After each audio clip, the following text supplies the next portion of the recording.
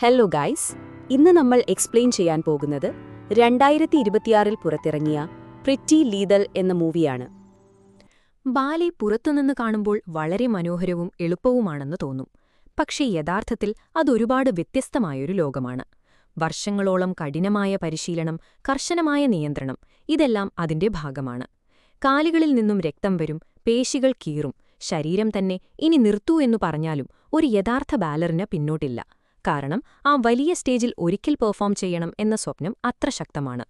അങ്ങനെയുള്ള 5 പെൺകുട്ടികളെയാണ് നമ്മുടെ കഥ ചുറ്റിപ്പറ്റുന്നത്. Bones, Princess, Grace, Chloe, Joy. ഇവരെല്ലാവരും ടോർണ എന്ന സ്ത്രീയുടെ കീഴിലാണ് പരിശീലനം നടത്തിയത്. അവൾ അവരുടെ ഡാൻസ് ടീച്ചറും അതിലും കൂടുതലായി ഒരു മെന്ററുമായിരുന്നു. ഈ 5 പേരിൽ ബോൺസ് മാത്രമാണ് സാധാരണ കുടുംബത്തിൽ നിന്നുള്ളത്. ബാക്കി 4 പേരും സമ്പന്ന കുടുംബങ്ങളിൽ നിന്നുള്ളവരായിരുന്നു. പ്രത്യേകിച്ച് പ്രിൻസസ്. അവളൊരു സമ്പന്ന കുടുംബത്തിൽ നിന്നുള്ളവളാണ്. മുഴുവൻ അപ്പർ ക്ലാസ് ജീവിതം നയിക്കുന്ന ഒരാളായിരുന്നു. എന്നാൽ പണമോ സ്റ്റാറ്റസോ ഇല്ലെങ്കിലും ഗ്രൂപ്പിൽ ഏറ്റവും മികച്ച ഡാൻസർ ബോൺസ് ആയിരുന്നു. അവളുടെ കഴിവ് അത്രയേറെ ശക്തമായിരുന്നതിനാൽ ടോർണ അവളെ ഗ്രൂപ്പിന്റെ ലീഡറായി തിരഞ്ഞെടുത്തു. അതാണ് പ്രിൻസസിന് ഒരിക്കലും സഹിക്കാനാകാത്തത്. പണമില്ലാത്ത ഒരാൾ തന്നേക്കാൾ മികച്ചതാകുന്നു എന്ന സത്യം അവളെ ഉള്ളിൽ നിന്ന് കത്തിച്ചു. അതുകൊണ്ടുതന്നെ ഇരുവരും തമ്മിൽ എല്ലായ്പ്പോഴും ഒരു സംഘർഷമുണ്ടായിരുന്നു. പ്രിൻസസിന് ബോൺസിനോട് അസൂയയും വിരോധവും കൂടിക്കൊണ്ടേയിരുന്നു. ഇരുവരുടെയും ഇടയിൽ എപ്പോഴും ഒരു ടെൻഷനുണ്ടായിരുന്നു. ഒരുമിച്ച് പ്രവർത്തിക്കേണ്ട ഗ്രൂപ്പ് ആയിരുന്നെങ്കിലും ബോൺസും പ്രിൻസസും എല്ലായ്പ്പോഴും തമ്മിൽ ഏറ്റുമുട്ടിക്കൊണ്ടിരുന്നു. ചെറിയ കാര്യങ്ങൾ പോലും വലിയ തർക്കങ്ങളായി മാറുമായിരുന്നു. സത്യത്തിൽ പറഞ്ഞാൽ പ്രിൻസസിന് അല്പം ക്രൂര സ്വഭാവമുണ്ടായിരുന്നു. അവസരം കിട്ടുമ്പോഴൊക്കെ അവൾ ബോൺസിനെ ബുള്ളി ചെയ്യാനും അപമാനിക്കാനും ശ്രമിക്കുമായിരുന്നു. പിന്നെ ക്ലോയിയും ജോയിയും ഉണ്ടായിരുന്നു, 2 സഹോദരിമാർ. ക്ലോയിക്ക് കേൾക്കാനോ സംസാരിക്കാനോ കഴിയില്ലായിരുന്നു. അവളുടെ ഹിയറിംഗ് എയ്ഡ് ഇല്ലാതെ അവൾക്കൊന്നും കേൾക്കാൻ സാധിക്കില്ല. അതുകൊണ്ട് ജോയിയാണ് എല്ലായ്പ്പോഴും സൈൻ ലാംഗ്വേജ് വഴി അവളുമായി സംസാരിച്ചിരുന്നത്. പിന്നെ ഗ്രേസ്, അവൾ മറ്റെല്ലാവരിലും നിന്ന് അല്പം വ്യത്യസ്തയായിരുന്നു. ഗ്രേസ് വളരെ ആഴത്തിലുള്ള മതവിശ്വാസമുള്ള ഒരാളായിരുന്നു. അങ്ങനെ ഒരു ദിവസം അവരുടെ ജീവിതം തന്നെ മാറ്റിമറിക്കാവുന്ന ഒരു വലിയ അവസരം അവരെ തേടിയെത്തി. ഹംഗറിയിലെ ബുഡാപെസ്റ്റിൽ ഒരു അന്താരാഷ്ട്ര ബാലെ ഗാല നടക്കാനിരിക്കുകയായിരുന്നു. അവിടെ അവർക്ക് പെർഫോം ചെയ്യാൻ കഴിഞ്ഞാൽ അന്താരാഷ്ട്ര തലത്തിൽ ബാലെ ഡാൻസർമാരായി അംഗീകാരം ലഭിക്കും. അതിലും വലിയ കാര്യം, അവർ വിജയിച്ചാൽ അവർ സ്വപ്നം കണ്ട കരിയർ തന്നെ പുതിയ ഉയരത്തിലെത്തും. ഒരു യഥാർത്ഥ ബാലെ ഡാൻസറിന് ഇത് ജീവിതത്തിൽ ഒരിക്കൽ മാത്രം ലഭിക്കാവുന്ന അവസരമായിരുന്നു. പക്ഷെ ഒരു വലിയ പ്രശ്നമുണ്ടായിരുന്നു. അവിടെയെത്താൻ പണം ആവശ്യമായിരുന്നു. പങ്കെടുക്കാൻ നല്ലൊരു തുക പണം വേണമായിരുന്നു. പക്ഷേ ബോൺസിന്റെ കയ്യിൽ അതിന് വേണ്ടത്ര പണമൊന്നും ഉണ്ടായിരുന്നില്ല. അപ്പോൾ അപ്രതീക്ഷിതമായി പ്രിൻസസിന്റെ അമ്മ തന്നെ മുന്നോട്ട് വന്നു. ബോൺസും ഗ്രൂപ്പിനൊപ്പം പോകാൻ കഴിയണമെന്ന് കരുതി അവളുടെ ചെലവ് താൻ എടുക്കാമെന്ന് അവർ പറഞ്ഞു. ഇത് കേട്ടാൽ പ്രിൻസസ് സന്തോഷിക്കുമെന്ന് തോന്നാം. പക്ഷേ സംഭവിച്ചത് അതിന്റെ ഓപ്പോസിറ്റായിരുന്നു. അത് ബോൺസിനോടുള്ള അവളുടെ ദേഷ്യം ഇനിയും കൂട്ടി. ഹംഗറിയിലേക്ക് പോകാനിരിക്കുന്നതിന് മുൻപത്തെ രാത്രി ഇരുവരും തമ്മിൽ വലിയൊരു തർക്കമുണ്ടായി. വാക്തർക്കമായി തുടങ്ങിയ കാര്യം വളരെ വേഗത്തിൽ നിയന്ത്രണം വിട്ടു. ഒടുവിൽ ബോൺസ് നേരെ പ്രിൻസസിന്റെ മുഖത്തടിച്ചു. ഇത് ടോർണയെ വളരെ ആശങ്കപ്പെടുത്തുകയായിരുന്നു. കാരണം ഈ 2 പേർക്കും തമ്മിൽ പൊരുത്തപ്പെടാൻ കഴിയില്ലെങ്കിൽ അവരുടെ മുഴുവൻ ഗ്രൂപ്പിന്റെ പെർഫോമൻസ് തന്നെ അപകടത്തിലാകുമെന്ന് അവൾക്കറിയാമായിരുന്നു. അടുത്ത ദിവസം എല്ലാവരും വിമാനത്തിൽ കയറി ഹംഗറിയിലെ എയർപോർട്ടിലെത്തി. അവിടെ നിന്ന് ബുഡാപെസ്റ്റിലേക്ക് പോകാൻ അവരൊരു ബസ് എടുത്തു. വഴി മുഴുവൻ കനത്ത കാടുകൾ മാത്രം. പ്രോഗ്രാം അന്ന് രാത്രിയിലായിരുന്നു.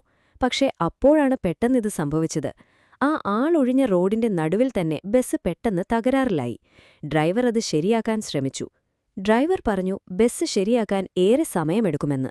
അവർ കുറച്ചുനേരം കാത്തിരുന്നു. പക്ഷേ ആ വഴിയിലൂടെ ഒരു വാഹനവും കടന്നുപോയില്ല. സഹായം ലഭിക്കാനുള്ള സാധ്യത പോലുമില്ലായിരുന്നു. ടോർണ ഉടൻ കുറച്ച് ഫോൺ കോളുകൾ നടത്തി. അപ്പോഴാണ് അവൾക്ക് മനസ്സിലായത്, അവർ സമയത്ത് എത്തിച്ചേരില്ലെങ്കിൽ അവരുടെ പെർഫോമൻസ് സ്ലോട്ട് മറ്റൊരു ബാലെ ഗ്രൂപ്പിന് നൽകുമെന്ന്. എന്തു വില കൊടുത്തും അവരവിടെ എത്തണം. അപ്പോൾ ജോയ് തന്റെ ഗൈഡ് ബുക്ക് എടുത്ത് ആ പ്രദേശത്തിന്റെ മാപ്പ് പരിശോധിച്ചു. ഏറ്റവും അടുത്ത പട്ടണം വെറും 2 കിലോമീറ്റർ മാത്രം അകലെയായിരുന്നു. നടക്കുകയാണെങ്കിൽ അവിടെ എത്താം. അതിനാൽ വേറെ മാർഗമില്ലാത്തതിനാൽ ഓരോരുത്തരും അവരുടെ ബാലെ ബാഗ്സ് മാത്രമെടുത്ത് അവരാ കാട്ടിലൂടെ നടക്കാൻ തുടങ്ങി. പക്ഷേ അതിനിടയിൽ തന്നെ കനത്ത മഴ പെയ്യാൻ തുടങ്ങി. അതും സാധാരണ മഴയല്ല, മുന്നോട്ട് നടക്കാൻ പോലും ബുദ്ധിമുട്ടാകുന്നത്ര ശക്തമായ മഴ. ആ മഴയിലൂടെ നടക്കുന്നത് അസാധ്യമായി മാറി. അപ്പോഴാണ് മഴയുടെ ഇടയിൽ ഒരു സൈൻ ബോർഡ് അവരുടെ കണ്ണിൽപ്പെട്ടത്. Hotel ടേമാർക്ക് in.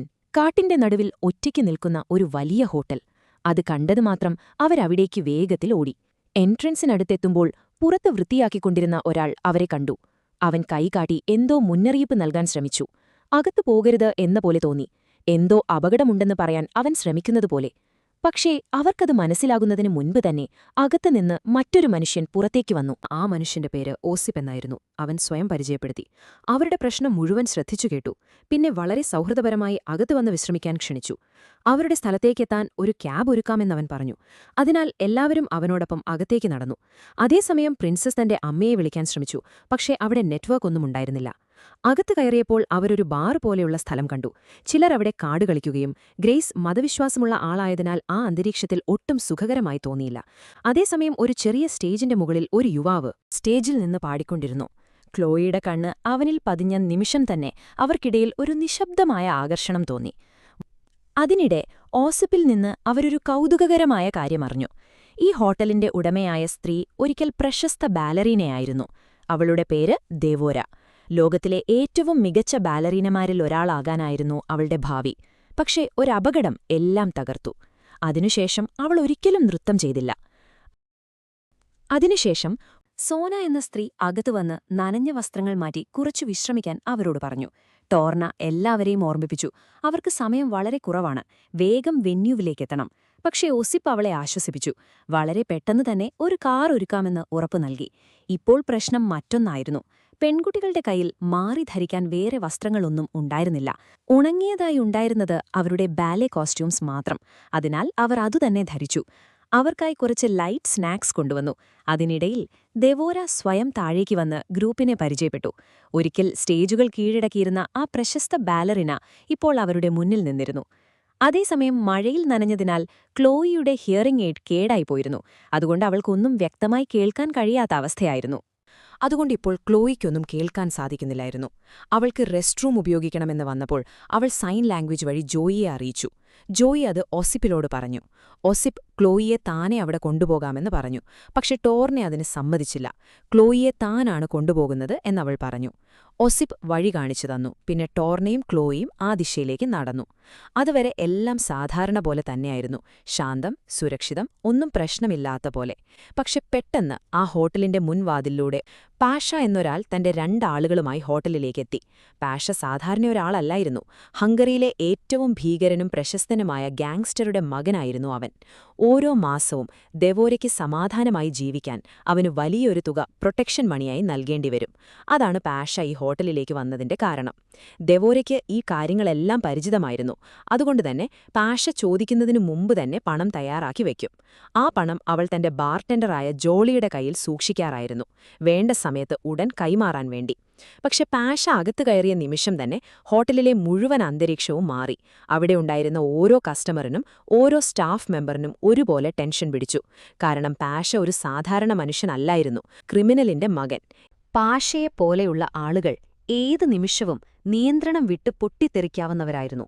അതേസമയം ടോർണ ക്ലോയിയെ റെസ്റ്റ് റൂമിലേക്ക് കൊണ്ടുപോയിരിക്കുമ്പോൾ ബാറിൽ ആരോ പിയാനോയിൽ ഷുഗർ പ്ലം ഫെയറി വായിക്കാൻ തുടങ്ങി. ബാലേക്ക് പറ്റിയ ഏറ്റവും പ്രശസ്തമായ സംഗീതങ്ങളിലൊന്ന്. അത് കേട്ട ജോയിക്ക് ഉടനെ സ്റ്റേജിലേക്ക് കയറി ഡാൻസ് ചെയ്യണമെന്ന് തോന്നി. യഥാർത്ഥ പെർഫോമൻസിന് മുമ്പ് ഇതൊരു നല്ല വാമപ്പ് ആയിരിക്കുമെന്ന് പറഞ്ഞ് അവൾ മറ്റുള്ളവരെയും സമ്മതിച്ചു. ആദ്യം ബോൺസും പ്രിൻസസും മടിച്ചു. ഒരുമിച്ച് നൃത്തം ചെയ്യുന്നത് അവരുടെ ഇഷ്ടപ്പെട്ട കാര്യമൊന്നുമല്ലായിരുന്നു. പക്ഷേ ഒടുവിൽ അവർ സമ്മതിച്ചു. കാരണം പ്രാക്ടീസ് അവർക്കും ആവശ്യമായിരുന്നു. ഇതിനിടെ ക്ലോയിയെ റെസ്റ്റ് റൂമിൽ വിട്ട ശേഷം ടോർണ ഹോട്ടലിലെ ഒരു കോറിഡോർ വഴി നടക്കുകയായിരുന്നു. അപ്പോൾ ഒരു മുറിയുടെ അകത്തുനിന്ന് വിചിത്രമായ ശബ്ദങ്ങൾ അവൾ കേട്ടു. കൗതുകം കൊണ്ട് അവൾ വാതിലിന്റെ ഇടവഴിയിലൂടെ അകത്തു നോക്കി. കണ്ട കാഴ്ച അവളുടെ രക്തം തന്നെ തണുപ്പിച്ചു. അവിടെ ദേവോരയും 2 പുരുഷന്മാരുമുണ്ടായിരുന്നു. ഒരാളെ ഒരു കസേരയിൽ കെട്ടിയിരുത്തിയിരുന്നു. എന്തോ ഒരു ശിക്ഷയായി ദേവോര യാതൊരു മടിയുമില്ലാതെ ആ മനുഷ്യന്റെ നാവ് മുറിച്ചു മാറ്റുകയായിരുന്നു. ആ കാഴ്ച കണ്ട ടോർണയുടെ ഹൃദയം നിമിഷം നിൽക്കുന്നതുപോലെ തോന്നി. ഈ സ്ഥലം ഒരിക്കലും സുരക്ഷിതമല്ലെന്ന് അവൾക്ക് ഉടൻ മനസ്സിലായി. ഇവിടെ നിന്ന് ഉടൻ പുറത്തു കടക്കണം. അവൾ തിരിഞ്ഞ് ക്ലോയിയെ മുന്നറിയിപ്പ് നൽകാൻ റെസ്റ്റ് റൂമിലേക്ക് ഓടി. പക്ഷെ ക്ലോയി ഇപ്പോഴും അകത്തായിരുന്നു. കാത്തുനിൽക്കാൻ സമയമില്ലെന്ന് മനസ്സിലാക്കി ടോർണ നേരെ താഴേക്ക് ബാറിലേക്ക് തിരിച്ചോടി, മറ്റുള്ളവരെ മുന്നറിയിപ്പ് നൽകാൻ. പക്ഷെ അവൾ ബാർ ഏരിയയിൽ എത്തിയ നിമിഷം തന്നെ പാഷ അവളെ തടഞ്ഞു. അവൻ അവളെ അലട്ടാൻ തുടങ്ങി, അനാവശ്യമായി സ്പർശിക്കുകയും. ടോർണ പ്രതികരിച്ചു, അവനെ അടിച്ചു.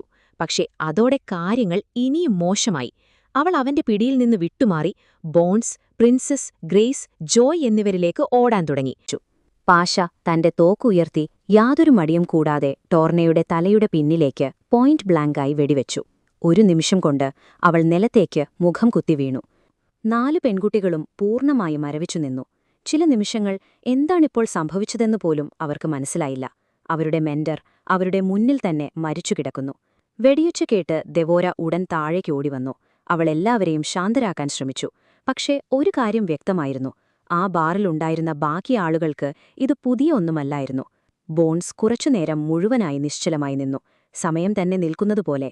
പിന്നെ ബോധം തിരികെ വന്ന നിമിഷം അവൾ നേരെ മുൻവാതിലിലേക്ക് ഓടി. എങ്ങനെയെങ്കിലും ഇവിടെ നിന്ന് രക്ഷപ്പെടണം. പക്ഷേ അവൾക്ക് ദൂരെ പോകാൻ കഴിഞ്ഞില്ല. പുറത്തുണ്ടായിരുന്ന ഹോട്ടലിന്റെ ഗാർഡ് അവിടെ പിടിച്ച് തലയിൽ ശക്തമായി അടിച്ച് ബോധരഹിതയാക്കി. ഇപ്പോൾ ദെവോരയ്ക്ക് ഒരു വലിയ പ്രശ്നമുണ്ടായിരുന്നു. ഈ കാര്യം പുറത്തുപോയാൽ ഈ ബാലറിനമാർ പോലീസിലെത്തിച്ചേരുകയാണെങ്കിൽ പാഷയ്ക്ക് മാത്രമല്ല, ഈ ഹോട്ടലുമായി ബന്ധപ്പെട്ട എല്ലാവർക്കും വലിയ നഷ്ടങ്ങളുണ്ടാകും. അതിനു മുകളിൽ പാഷയുടെ കുടുംബത്തിനെതിരെ പോകുന്നത് നേരെ മരണശിക്ഷ തന്നെയായിരുന്നു. അതുകൊണ്ട് ദെവോര ഒരു കടുത്ത തീരുമാനമെടുത്തു. ഈ സംഭവത്തിന്റെ സത്യം പുറത്തുപോകരുത്. അതിന് ഈ പെൺകുട്ടികൾ ജീവിച്ചിരിക്കരുത്. അവർ പോലീസിലെത്തുന്നതിനു മുൻപ് തന്നെ എല്ലാം അവസാനിപ്പിക്കണമെന്ന് അവൾ മനസ്സിലാക്കി. പക്ഷെ അതവൾ നേരിട്ട് കാണിച്ചില്ല. വളരെ ശാന്തമായും സ്നേഹത്തോടെ അവൾ പെരുമാറി. പ്രിൻസസ്, ഗ്രേസ്, ജോയ് എന്നിവരോട് പോലീസിനെ വിളിച്ചിട്ടുണ്ടെന്നും ഉടൻ തന്നെ സഹായമെത്തുമെന്നും അവൾ പറഞ്ഞു. 3 പേരും ദേവോരയുടെ ഓരോ വാക്കും വിശ്വസിച്ചു. അവർക്ക് യാതൊരു സംശയവും തോന്നിയില്ല. ദേവോര ഓസിപ്പിനോട് അവരെ ബേസ്മെന്റിലേക്ക് കൊണ്ടുപോകാൻ പറഞ്ഞു. ആ ബേസ്മെന്റ് ഒരു വലിയ മേസ് പോലെയായിരുന്നു. പല മുറികളും ഒരു വലിയ ഇരുമ്പ് ഗേറ്റും. പുറത്തേക്ക് രക്ഷപ്പെടാൻ വളരെ ബുദ്ധിമുട്ടുള്ള സ്ഥലം. ഓസിപ്പ് അവരെ ഒരു മുറിയിലേക്ക് കൊണ്ടുപോയി കുറച്ചുനേരം ഇവിടെ കാത്തിരിക്കണമെന്ന് പറഞ്ഞു. ഗ്രേസ് ഭയത്തിൽ വിറച്ചുകൊണ്ടിരുന്നു. അത് കണ്ട ഓസിപ്പ് അവൾക്കൊരു കാൻഡി കൊടുത്തു. ഇത് കഴിക്കൂ, മനസ്സിന് സമാധാനം കിട്ടുമെന്ന് പറഞ്ഞു. പക്ഷേ അത് സാധാരണ കാൻഡി ആയിരുന്നില്ല. അവരെ അകത്തിരുത്തിയ ശേഷം ഓസിപ്പ് പുറത്തുനിന്നും മുറി പൂട്ടി. അതിനൊപ്പം മുകളിലെ ഇരുമ്പുഗേറ്റും ലോക്ക് ചെയ്തു. പോലീസ് എത്തുന്ന ഉടൻ നിങ്ങളെ പുറത്തുവിടാമെന്ന് അവൻ വാതിലിന് പുറത്തുനിന്ന് പറഞ്ഞു. പക്ഷെ അവരിൽ ഒരാൾക്കും മനസ്സിലായില്ല, ദേവോരയുടെ യഥാർത്ഥ പദ്ധതി ഇവരെ രക്ഷിക്കുകയല്ല, എല്ലാവരെയും കൊല്ലുക തന്നെയായിരുന്നു. ജോയിയെയും പ്രിൻസസിനെയും ഒരു മുറിയിൽ പാർപ്പിച്ചു. ബോധമില്ലാതെ കിടന്നിരുന്ന ബോൺസിനെ കൈകാലുകൾ കെട്ടിയ നിലയിൽ വേറെയൊരു മുറിയിൽ ഗ്രേസിനൊപ്പം ഇട്ടു. പ്രിൻസസ് മനഃപൂർവ്വം ബോൺസിനൊപ്പം ഇരിക്കാൻ വിസമ്മതിച്ചു. ജോയിയെയും കൂട്ടി അടുത്ത മുറിയിലേക്ക് പോയി. മരണഭീഷണിയുടെ നടുവിലും അവരുടെ പഴയ വിരോധം മാറിയില്ല. ഇതിനിടെ ഗ്രേസിന് ഓസിപ്പ് കൊടുത്ത കാൻഡിയുടെ ഇഫക്റ്റ് തുടങ്ങുകയായിരുന്നു. അതൊരു ഡ്രഗായിരുന്നു. കുറച്ചു മിനിറ്റുകൾക്കുള്ളിൽ അവളുടെ മനസ്സിന്റെ നിയന്ത്രണം നഷ്ടമായി. ചിന്തകൾ മങ്ങിപ്പോയി. എന്താണ് സത്യം, എന്താണ് ഭ്രമമെന്നുപോലും തിരിച്ചറിയാൻ കഴിയാത്ത അവസ്ഥ. അപ്പോഴാണ് സോന അകത്തു വന്നത്. അവൾ വളരെ സ്നേഹത്തോടെ സൗഹൃദപരമായി ഗ്രേസിന്റെ അടുത്തിരുന്നു. പിന്നെ വളരെ ലളിതമായെങ്കിലും ഏറ്റവും പ്രധാനപ്പെട്ട ഒരു ചോദ്യം ചോദിച്ചു. നിങ്ങളിവിടെ വന്ന കാര്യം മറ്റാരെങ്കിലും അറിയാമോ? നിങ്ങളെ തേടി ആരെങ്കിലും വരുമോ? മയക്കത്തിന്റെ അവസ്ഥയിൽ ഗ്രേസ് സത്യം തന്നെ പറഞ്ഞു. ആർക്കും അറിയില്ല, ഞങ്ങളെ തേടി ആരും വരില്ല. ദേവോരയ്ക്ക് കേൾക്കേണ്ടത് അത്രമാത്രമായിരുന്നു. ഇപ്പോൾ അവൾക്കുറപ്പായി, ഈ 5 ബാലരിണമാർ അപ്രത്യക്ഷമായാലും ആരുമുടൻ സംശയിക്കില്ല. ഇതെല്ലാം ബോധമില്ലാത്തതായി നടിച്ചു കിടന്നിരുന്ന ബോൺസ് മുഴുവൻ കേട്ടിരുന്നു. അവളുടെ ഉള്ളിൽ കോപം കത്തിക്കൊണ്ടിരുന്നു. പക്ഷേ ഗ്രേസ് പറഞ്ഞത് അവളുടെ തെറ്റല്ലെന്നും അവൾ സ്വന്തം മനസ്സിൽ ഇല്ലാത്ത അവസ്ഥയിലാണെന്നും ബോൺസിന് മനസ്സിലായി. അതേസമയം മുകളിലെ നിലയിൽ ക്ലോയ്ക്ക് ഇതുവരെ ഒന്നും അറിയില്ലായിരുന്നു. താഴെ എന്ത് സംഭവിച്ചുവെന്ന് പോലും അവൾക്കൊരു ധാരണയില്ല. ഇപ്പോൾ ഈ മുഴുവൻ പ്രശ്നവും കൈകാര്യം ചെയ്യേണ്ടത് ദേവോരയുടെ ഉത്തരവാദിത്തമായി. പാഷയ്ക്ക് ടോർണയെ കൊന്നതിൽ യാതൊരു കുറ്റബോധവും ഉണ്ടായിരുന്നില്ല. ഈ ഹോട്ടലിൽ ആരും തന്നെതിരെ സാക്ഷ്യം പറയാൻ ധൈര്യപ്പെടില്ലെന്ന് അവനറിയാമായിരുന്നു. അതുകൊണ്ട് ദേവോര പാഷയെ തന്റെ ഓഫീസിലേക്ക് വിളിച്ചു, സ്വകാര്യമായി സംസാരിക്കാൻ. അവൾ CCTV ഫുട്ടേജ് തുറന്നു കാണിച്ചു. പാഷ ടോർണയെ വെടിവയ്ക്കുന്ന ദൃശ്യം വളരെ വ്യക്തമായി അതിലുണ്ടായിരുന്നു. അവൾ നേരെ അവന്റെ കണ്ണിൽ നോക്കി പറഞ്ഞു, ഈ വീഡിയോ പോലീസിലെത്താതിരിക്കണമെങ്കിൽ ഇന്നു മുതൽ പ്രൊട്ടക്ഷൻ മണി അവസാനിച്ചു. ഇന്ന് രാത്രി എടുത്ത പണവും തിരികെ നൽകണം. പാഷ അവളെ ഭീഷണിപ്പെടുത്തി. എന്റെ അച്ഛൻ ഇതിന് നിന്നെ വില കൊടുപ്പിക്കുമെന്ന് പറഞ്ഞു. പക്ഷെ ദേവോര ഒട്ടും പേടിച്ചില്ല. അവൾ ശാന്തമായി മറുപടി പറഞ്ഞു, ഈ പ്രൊട്ടക്ഷൻ റാക്കറ്റ് തുടരണമെങ്കിൽ ഇനി നിന്റെ അച്ഛൻ തന്നെ നേരിട്ട് വന്നു പണം വാങ്ങട്ടെ. അങ്ങനെ ഇരുവരും തമ്മിൽ ഒരു ഡീലുണ്ടായി. ദേവോര എല്ലാം കൈകാര്യം ചെയ്യും, മൃതദേഹങ്ങളും തെളിവുകളും മുഴുവൻ പ്രശ്നവും. അതേസമയം ടോർണയുടെ മൃതദേഹം ഇതിനകം അവിടെ നിന്ന് മാറ്റിയിരുന്നു. നിലത്തു വീണ രക്തം വരെ വൃത്തിയാക്കി, ഒന്നും സംഭവിച്ചിട്ടില്ലാത്ത പോലെ എല്ലാം സജ്ജമാക്കി. ഇതിനിടെ ക്ലോയി റെസ്റ്റ്റൂമിൽ നിന്ന് പുറത്തുവന്ന് താഴേക്കിറങ്ങുകയായിരുന്നു. അപ്പോൾ അവൾ നേരത്തെ സ്റ്റേജിൽ പാടിയിരുന്ന ആ യുവാവിനെ വീണ്ടും കണ്ടു. അവൻ അവളോട് ചെറിയ രീതിയിൽ ഫ്ലേർട്ട് ചെയ്തു. ക്ലോയിയും തിരിച്ച് അതേ നിശബ്ദമായ ചിരിയിലൂടെ മറുപടി നൽകി. കുറച്ചുനേരം അവർ ശാന്തമായി ഒരുമിച്ച് സമയം ചിലവഴിച്ചു. ഇരുവരും അറിയാതെ താഴെ ഒരു ഭീകരമായ കളിയാണ് നടക്കുന്നത്. ക്ലോയിയും ആ യുവാവും ഒരുമിച്ചു നിൽക്കുന്നത് ദെവോര കണ്ടു. അവിടെയാണ് ഒരു വലിയ ട്വിസ്റ്റ് പുറത്തുവരുന്നത്. ആ സ്റ്റേജിൽ പാടിയിരുന്ന യുവാവ് ദെവോരയുടെ ഇളയ മകനായിരുന്നു. ക്ലോയിക്ക് താഴെ നടന്ന ഭീകര സംഭവങ്ങളെക്കുറിച്ചൊന്നും അറിയില്ലെന്ന് ദെവോരയ്ക്ക് മനസ്സിലായിരുന്നു. അവൾക്ക് കേൾക്കാനാകില്ല, അതുകൊണ്ട് വെടിയൊച്ച പോലും കേട്ടിട്ടില്ല, ഒന്നും കണ്ടതുമില്ല. ദെവോര അതിനെ തന്റെ അനുകൂലമായി ഉപയോഗിക്കാൻ തീരുമാനിച്ചു. അവൾ തന്റെ മകനോട് ക്ലോയിയെ ഡിസ്ട്രാക്ട് ചെയ്തു വയ്ക്കാൻ പറഞ്ഞു. പിന്നീട് ദെവോര ചെയ്ത കാര്യം അതിലും ഭീകരമായിരുന്നു. അവൾ സ്വന്തം കൈകൊണ്ട് ടോർണയുടെ തലയൂട്ടിയിൽ നിന്ന് വെടിയുണ്ട പുറത്തെടുത്തു. തെളിവൊന്നും ബാക്കിയാകരുത്. അതിനുശേഷം അവൾ ഡോക്ടറിനെ വിളിക്കാൻ പറഞ്ഞു. പക്ഷേ അവൻ സാധാരണ ഡോക്ടർ അല്ലായിരുന്നു. പ്രശ്നങ്ങൾ ശബ്ദമില്ലാതെ ഇല്ലാതാക്കുന്നതിൽ വിദഗ്ധനായ ദെവോരയുടെ സ്വന്തം ആളുകളിൽ ഒരാളായിരുന്നു. ദെവോരയുടെ പദ്ധതി വളരെ കൃത്യവും ഭയാനകവുമായിരുന്നു. എല്ലാ പെൺകുട്ടികളെയും കൊല്ലണം, അവരുടെ മൃതദേഹങ്ങൾ ആരും കണ്ടെത്താത്ത ഒരു ദൂരെയുള്ള സ്ഥലത്ത് തള്ളിക്കളയണം. പക്ഷെ അതിനു മുമ്പ് അവരുടെ തിരിച്ചറിയലിന്റെ എല്ലാ അടയാളങ്ങളും ഇല്ലാതാക്കണം. വിരലടയാളങ്ങൾ കിട്ടാതിരിക്കാനായി വിരലുകൾ മുറിക്കണം. റെറ്റിനൽ സ്കാൻ വഴി തിരിച്ചറിയാൻ പറ്റാതിരിക്കാനായി കണ്ണുകൾ എടുത്തു മാറ്റണം. അവരുടെ ID കാർഡ്സും ബാഗ്സും കത്തിച്ചു കളയണം. അതിലും ഭീകരമായി, ബാലെ ഡാൻസേഴ്സിന്റെ കാലുകൾ സാധാരണ ആളുകളുടേതിൽ നിന്ന് വ്യത്യസ്തമാണ്. വർഷങ്ങളായുള്ള പ്രാക്ടീസ് കാരണം അവയ്ക്ക് പ്രത്യേക രൂപമുണ്ട്. അതിനാൽ തിരിച്ചറിയൽ ഒഴിവാക്കാൻ അവരുടെ കാലുകളും മുറിച്ചു മാറ്റണം. ഒരു തരത്തിലുള്ള തെളിവും അവശേഷിക്കരുത്. പേരില്ല, തിരിച്ചറിയലില്ല, സത്യമില്ല. ഗൈസ്, ഇതിന്റെ കണ്ടിന്യൂവേഷൻ ഞാൻ നെക്സ്റ്റ് വീഡിയോയിൽ അപ്ലോഡ് ചെയ്യും. ഈ വീഡിയോ ഇഷ്ടപ്പെട്ടാൽ ഡെഫിനറ്റ്ലി ലൈക്ക് ചെയ്യാനും ചാനൽ സബ്സ്ക്രൈബ് ചെയ്ത് നമ്മുടെ ഈ ഫാമിലിയിലേക്ക് ജോയിൻ ചെയ്യാനും മറക്കരുത്. നിങ്ങൾക്ക് ഈ സിനിമയെക്കുറിച്ച് എന്താണ് തോന്നിയത് കമന്റ് ചെയ്യൂ. അപ്പോൾ നെക്സ്റ്റ് പാർട്ട് കൊണ്ടുവരാം. Bye guys.